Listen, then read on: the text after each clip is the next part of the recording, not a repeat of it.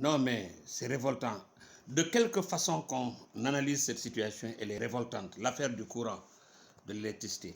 Vous ne pouvez pas nous avoir promis, il y a quelques années, que le Sénégal était excédentaire en matière de courant, au point de devoir donner du courant à des pays voisins, et que vous nous promettiez la réduction, la diminution du prix du courant, et maintenant, aujourd'hui, vous nous demandez de payer de l'argent pour pouvoir payer les dettes de la Sonatel et de la Sénélec.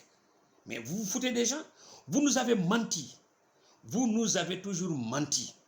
Ça, c'est des mensonges inacceptables. Et comme disait l'autre d'ailleurs, mais vous ne pouvez pas avoir pris de l'argent de ce pays-là, acheter des voitures, permis des vols, des saccages, des détournements de deniers publics qui ont été épinglés nommément par des corps de contrôle de ce pays-là, par des organismes qui ne sont pas des organes politiques, ni politiciens. C'est des organismes que vous avez vous-même commis pour faire des contrôles, qui dénichent des points où il y a des milliards et des milliards qui ont été saccagés, qui ont été mal gérés, qui ont été détournés, qui ont été dilapidés.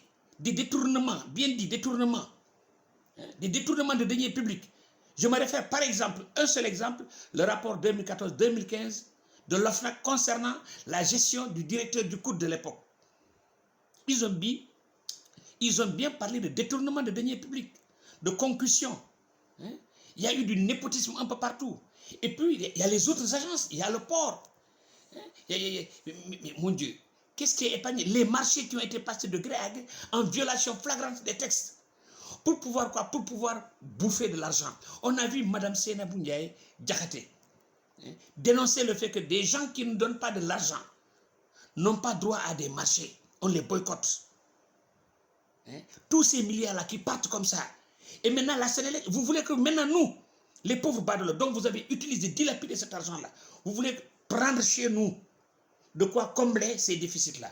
Mais quand même, ayez pitié des gens. Et puis soyez un peu raisonnables quand même, nous ne sommes pas des bêtes. On vous a fait confiance, vous avez trahi la confiance. Mais démerdez-vous, il y a des gens qui ont volé. La même célérité qui a été appliquée à Karim Wade, à Tahibou Ndiaye, à Mme Aïda Ndiong, et consorts, les Abdou Aziz Diop et tout ça. Mais pourquoi vous ne l'appliquez pas à ces gens-là qui sont encore maintenus dans des situations de voler pour la plupart d'entre eux qui ont été épinglés, qui sont là dans des fonctions, d'autres ont été promis, en train de gérer des départements à milliards d'argent. Et vous voulez maintenant que ce soit le peuple qui aille payer encore cet argent-là. Pourquoi vous n'allez pas les poursuivre, les châtier, les obliger avec des commissions rogatoires, avec des enquêtes, leur faire pression, les amener en prison, à la brigade de recherche, à la DIC, les foutre à Rebeuss, pour qu'ils sortent cet argent-là.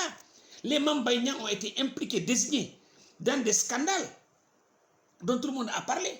Pourquoi on ne les poursuit pas pour qu'on puisse sortir cet argent-là? Les nébuleuses qui ont entouré des marchés au niveau du ministère de l'Assainissement il y a quelques années. La Direction générale de la Société nationale, de la solidarité, oui, de Mme Antassar Djeko, qui venait d'être relevée de ses fonctions. Mais surtout, cet argent-là va partir par perte et profit.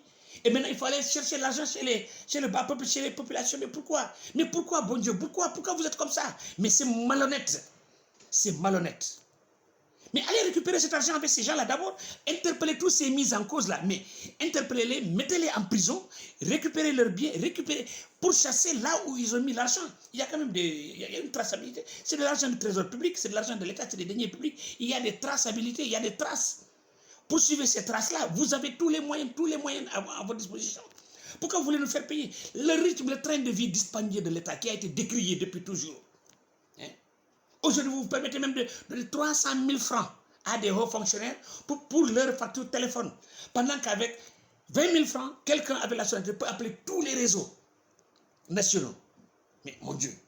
Mais toutes ces niches-là, vous les mettez de côté pour pouvoir mener un train de vie dispendieux, hors de portée, hors de prix. Et vous voulez maintenant vous voulez sucer le sang encore du peuple qui est déjà assez fatigué. Mais ces milliards-là, vous voulez passer ça par tes profits? Mais c'est pas sérieux, bon Dieu. Mais on est né où? Non, ça ne doit pas passer, c'est pas normal. Vous le savez bien, c'est pas normal. Allez-y récupérer les milliards que vos partenaires, que vos partisans ont pris, ils ont saccagé. Vous avez pris de l'argent, vous avez dilapidé dans des campagnes. Des gens ont volé de l'argent. On a vu des griots s'asseoir devant des places de télévision, dire que oui, moi et un ancien tel ministre, on avait été prendre des commissions chez des gens. Et quand on parle de commission, on parle probablement de commission occulte. On ne parle pas de commission officielle. Aujourd'hui, c'est tout le monde qui voit comment, entre vous-même du parti au pouvoir, entre vous-même gérants de ce pays-là, comment vous vous accusez des casseroles. Tel a volé, tel a eu part à tel marché, tel a eu telle chose, tel a eu tel... Vous vous trahissez les secrets. D'autres sont interpellés pour la fausse monnaie. Des scandales à milliards révélés par l'ARMP, par les structures d'audit indépendants. Ça, ce n'est pas des opposants qui ont révélé ça. C'est des corps de contrôle qui ont été commis, parrainés par l'État, mon Dieu. Mais pourquoi vous n'allez pas récupérer ces dizaines ou bien peut-être même des centaines de milliards, hein? Et vous réduisez votre train de vie, hein? Un fonctionnaire qui roule un véhicule à 30-40 millions dans ce pays-là et qui n'est pas censé faire des pistes forestières. Des centaines de milliards dépensés dans de l'argent. Vous avez vu comment le Rwanda rationalise? Rationalisez vos dépenses. Épargnez-nous le peu que nous tuons à trouver pour nourrir nos familles. Et vous voulez nous faire payer ça par force. Et épargnez ces individus qui ont volé cet argent-là, qui sont encore maintenus, capables de voler davantage encore. Mais c'est pas sérieux. C'est pas normal. Mais où est-ce qu'on va? C'est quoi? Ça, c'est quelle façon ça? Cette traîtrise-là, elle est innommable. Il est innommable. Je ne sais même pas quel terme utiliser. Ce vampirisme-là. Il y a un gangstérisme qui se passe. C'est du gangstérisme. C'est du banditisme de haut vol. C'est inacceptable. C'est inacceptable. De quelque point de vue que l'on analyse cette situation, elle est inacceptable. Des voleurs sont en train de voler, en train de sucer l'argent de ce pays-là, hein, mettre des boîtes à terre, un salaire qui dépense des centaines de millions, voire peut-être des milliards, dans des cérémonies, des cadeaux, des dons à des religieux, des actions sociales, dans lesquelles nous, on n'a aucun intérêt. Et c'est nous qui devons payer ça. Et en plus, ces gens-là ne payent pas le courant. Et c'est nous qui devons payer ce train de vie dispendieux des agents de la Sénélec et de l'État. Et des voleurs qui ont volé l'argent de l'État, des gens qui ont été épinglés pour avoir détourné, avoir fait de la mauvaise gérance sur les deniers publics. On demande maintenant aujourd'hui avec ces déficits-là, on ne les poursuit pas. C'est nous qu'on poursuit, nous, pour encore nous sucer le peu que nous gagnons pour nourrir nos familles. Mais vous êtes sans cœur, vous n'avez pas de cœur.